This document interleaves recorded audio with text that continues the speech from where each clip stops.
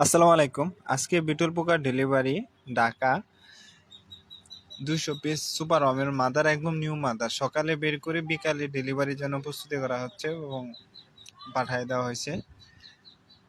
এই ভাই ওনার কিছু শখের মুরগি আছে, ও ওই এগুলা লালন পালন করে ওখানে আর কি প্রোটিনের জন্য ব্যবহার করবে।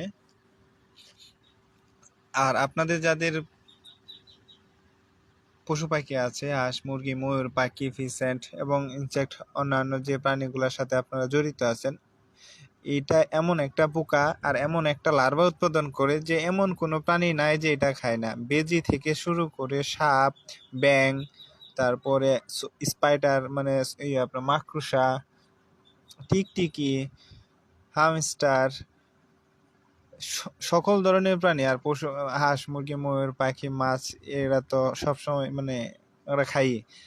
তবে এটা এমন একটা লার্ভা যে 75% প্রোটিন সরবরাহ করে এবং এটা প্রাণীকে সুস্থ সুন্দর রাখতে সবচেয়ে কার্যকরী ভূমিকা পালন করে।